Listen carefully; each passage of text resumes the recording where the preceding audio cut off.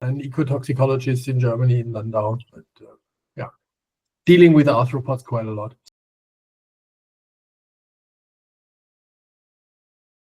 They play a big role in different processes in ecosystems, like decomposition of organic matter or pollination of flowers. That's then more the insects part. But in general, they are at the very base of food webs.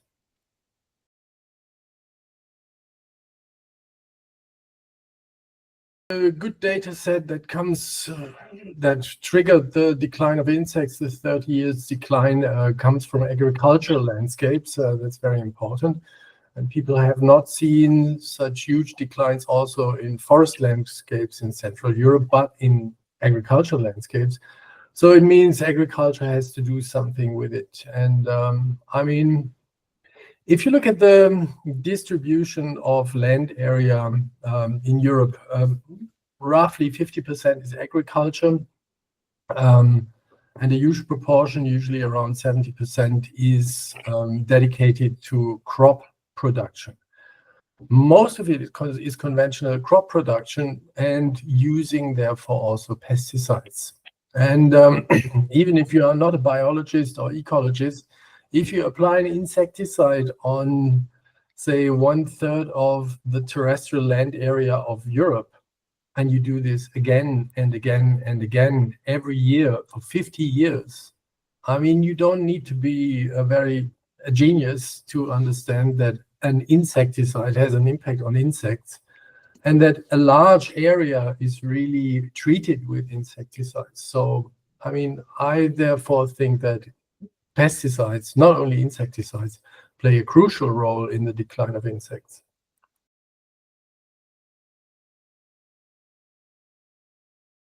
Where are we going if we continue to do this, to apply pesticides in conventional agriculture as we currently do? I would say the main problem is that our ecosystem services that we already talked about, like pollination and decomposition, anything that has an impact on soil fertility will be disrupted. And in the end,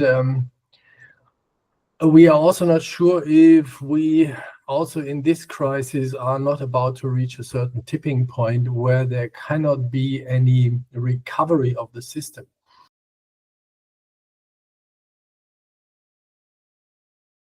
We really need to understand, or I guess that's the main misconception about the regulation of pesticides, is that the regulation is always for one product alone. So there is a lot of information about what this one active ingredient, the molecule that is responsible for the effect in the pesticide, what that does to the environment and humans.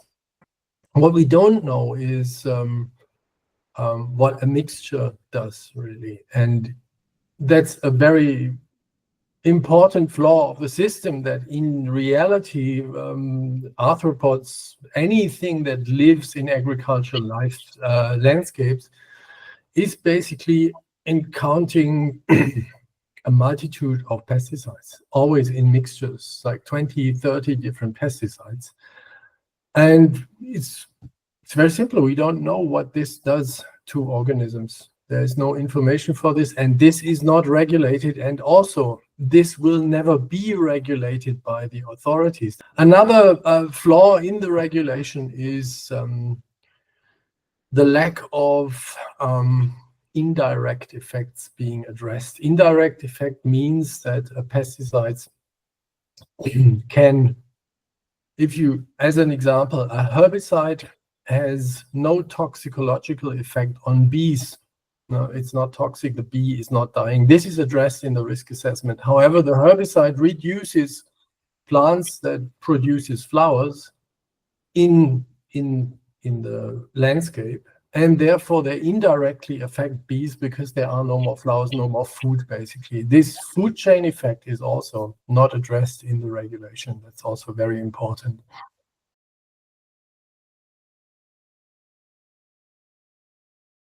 The big question is, why don't we use something similar as in the aquatic risk assessment, where this so-called uncertainty factor is 100. So 2 orders of magnitude.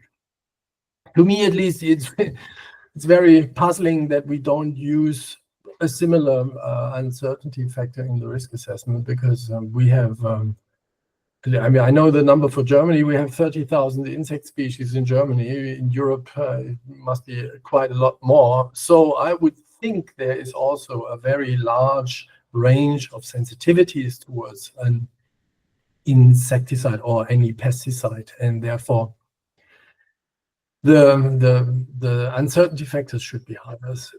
That's also something to take into account when a pesticide is regulated for and the companies carry out their test. It's the first time in an experimental situation where a field is treated with this specific pesticide. Once it's regulated and it's available in the market, this one pesticide is used by all the neighboring farmers as well. So it has an effect on the landscape, and this can be even very dramatic if you think of forecasting systems like we have for example, for fungicides, where basically every farmer gets a message by the organization that does the forecasting: hey, apply the fungicide now because it will be wet and warm, and there's a risk for fungal infectations. And therefore, all the farmers apply their product on a landscape scale, and we have an entirely different situation from that what we assume in the risk assessment, where we assume it's only a small area that is treated, but that's not true. It's entire landscapes that are at once, also within a very short period of time, treated.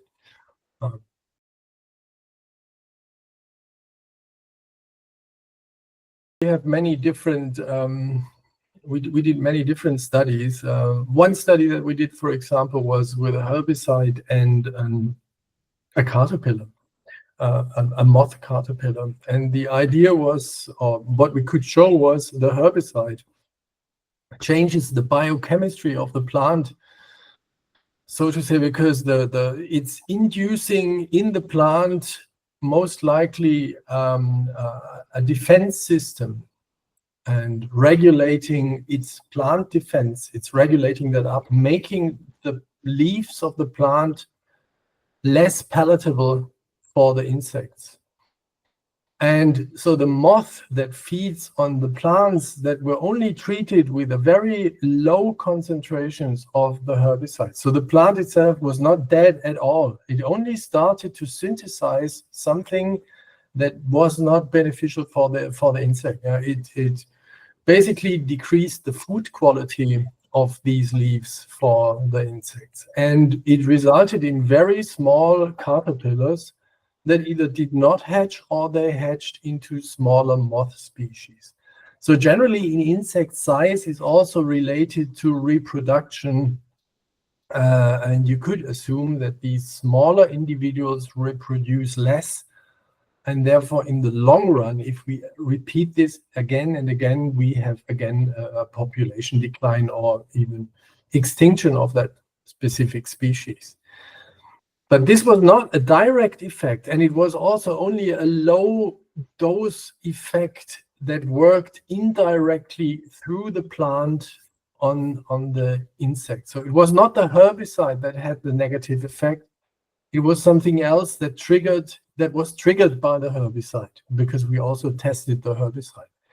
So things can become very complex. And the question is, do we really, in our risk assessment, address this complexity? What we measure in risk assessments is generally acute mortality.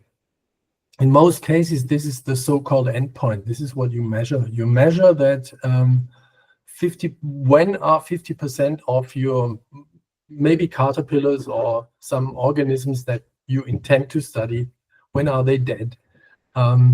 What you do not really measure, or what is not addressed, is the reproduction. And also what we would need is multiple cycles of exposure to see that we still have, even after 5 generations, no impact on the reproduction.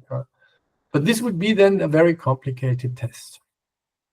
We once also suggested to use Drosophila, the fruit fly, which is an organism that you can keep in laboratories, and where we have an enormous amount of information on all kind of biological aspects.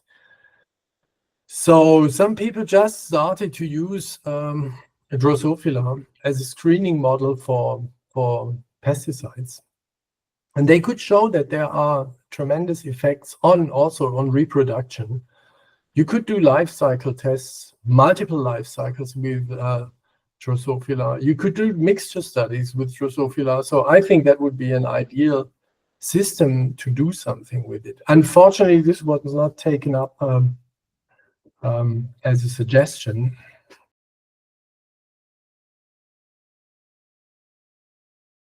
My current research actually focuses more on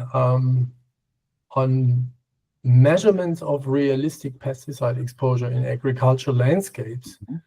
And what we see there is that pesticides do not stay in fields. They are distributed over larger scales. I'm not talking about 100 meters. I'm more talking about 20 kilometers. That's the scale I'm thinking of. Within 20 kilometers, everything from an agricultural field, most areas of Europe are covered. So you can imagine that from any field that is under conventional agriculture, pesticides are emitted. So to say, they are volatilized, and they are distributed in landscapes, and they reach other areas. We find there pesticides at low concentrations, but we always find mixtures. And what we also did with an annual study where we basically measured pesticides every month, we could also show that this is a pattern that is chronic. So we see, for example, in agricultural soils, we find 20 different pesticides every month throughout the year. And therefore, that was basically the starting point of this interview. I think this mixture is a real problem. We don't know what this mixture does. We have indications from now a new study on Drosophila that mixtures at low concentrations have impacts on reproductions. We can assume that this is also relevant for other organisms, and therefore it should be addressed also in the regulation somehow.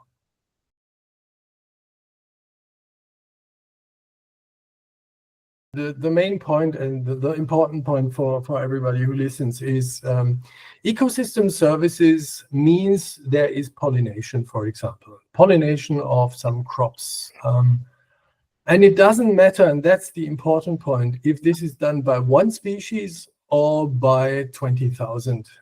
For the concept of ecosystem services, biodiversity is not entirely necessarily until it's specifically mentioned. If you include the biodiversity in the ecosystem services, then things are getting more interesting. Otherwise, you should be aware that maybe the reductions of species is entirely fine with the concept of ecosystem services.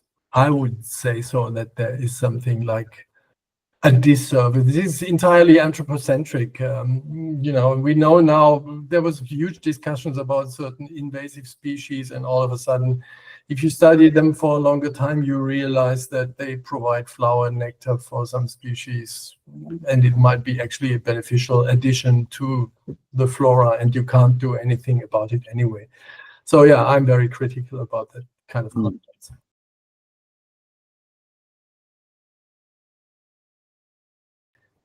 It will not help. Unfortunately, it will not help to develop guidelines. The entire system is absolutely flawed, is not representing reality. And the only solution that I can see currently is because we did not ever think about how we model multiple pesticides and so on. Some people mention something, but we don't know how to address this. The only solution is really to reduce pesticides. That's the only solution.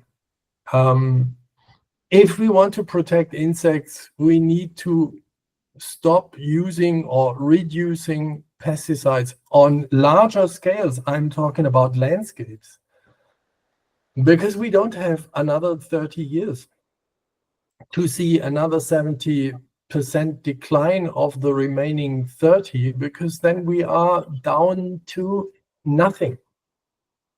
And it's unfortunately, it's a matter of, it's a crisis like the climate crisis, like any other crises we live in currently.